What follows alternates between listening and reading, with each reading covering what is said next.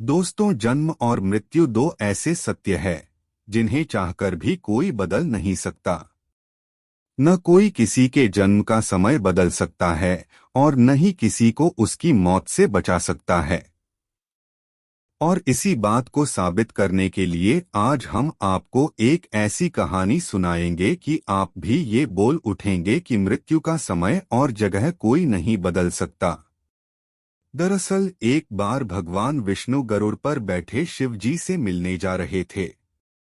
कैलाश पहुंचकर विष्णु जी भगवान शिव से मिलने चले गए और गरुड़ को द्वार पर ही रुकने को बोलने गए। अपने स्वामी की बात मानकर गरुड़ देव द्वार पर ही रुक गए। तभी उनका ध्यान वहां बैठी एक छोटी सी चिड़िया पर गया। वो चिड़िया देखने में जितनी सुंदर थी उतनी ही चंचल भी। उसकी हरकतें बार बार गरुड़ देव का ध्यान अपनी ओर खींच रही थी। गरुड़ देव उसकी तरफ देखते हुए मुस्कुरा ही रहे थे कि तभी वहां यमराज आ गए। अंदर जाने से पहले वो कुछ देर द्वार पर रुके और बहुत ही अजीब तरह से उस चिड़िया को घूरने लगे। गरुड़ समझ गए कि यमदेव उस चिड़िया को इतने आश्चर्य से देख रहे हैं, मतलब इसका अंत पास ही है। लगता है कैलाश से वापस जाते समय वो इसे यमलोक ले जाएंगे। यमदेव तो शिव जी से मिलने अंदर चले गए, लेकिन गरुड़ देव को ये चिंता खाए जा रही थी।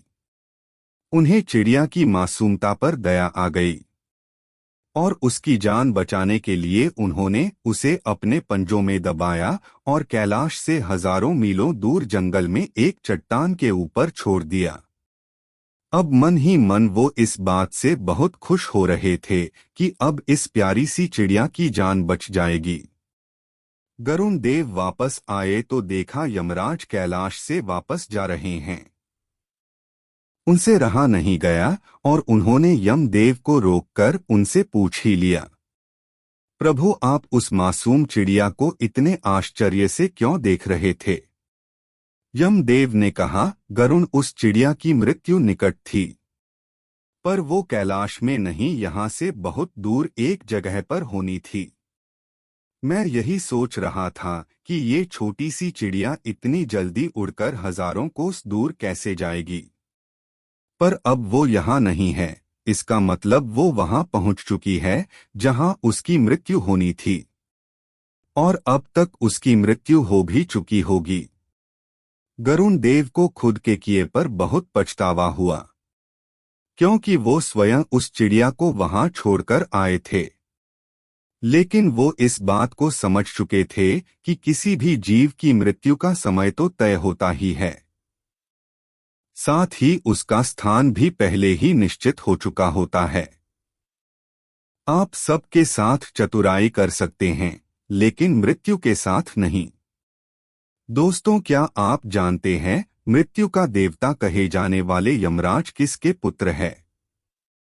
आपको बता दें, यमदेव किसी और के नहीं बल्कि सूर्य देव के पुत्र है और इनकी माता का नाम संज्ञा है। जीवों की मृत्यु लाने वाले देवता यमदेव यमलोक के राजा है और इसीलिए इनका नाम यमराज है।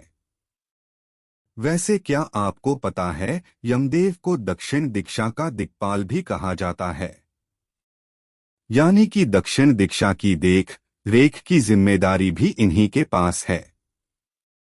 इसीलिए मृत्यु के समय शव को दक्षिण दिशा में ही रखा जाता है।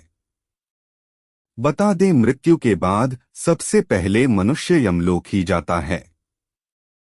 इसके बाद वहां पर चित्रगुप्त उस प्राणी के कर्मों का हिसाब करते हैं।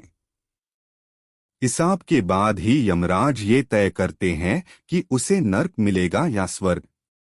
आपको बता दें, यमपुरी 1000 योजन तक में फैली हुई है और इसके 4 द्वार है।